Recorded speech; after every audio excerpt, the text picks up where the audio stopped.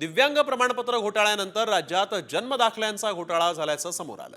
खोट्या जन्मतारखांच्या आधारे जन्मदाखले दिल्याच्या तक्रारी दाखल झालेल्या आहेत आणि त्यामुळे राज्य सरकारनं उशिरा जन्म आणि मृत्यू दाखला देण्याच्या जिल्हाधिकारी आणि उपविभागीय अधिकारी यांचे अधिकार स्थगित करण्याचा मोठा निर्णय घेतला आहे।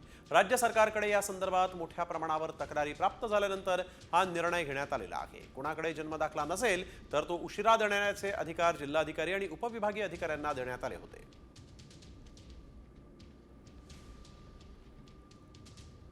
तर जन्मदाखल्यांचा घोटाळा नेमका काय आहे पाहूयात ग्राफिक्सच्या माध्यमातून। खोट्या जन्मतारखांच्या आधारे जन्मदाखले दिल्याच्या अनेक तक्रारी आलेल्या आहेत। जन्म आणि मृत्यू दाखला देण्याचा अधिकार हा स्थगित करण्यात आलेला आहे। जिल्हाधिकारी उपविभागीय अधिकाऱ्यांचे अधिकार स्थगित झालेले आहेत। चौकशीसाठी गृह विभागाकडून एसआयटीची स्थापना करण्यात आली आहे।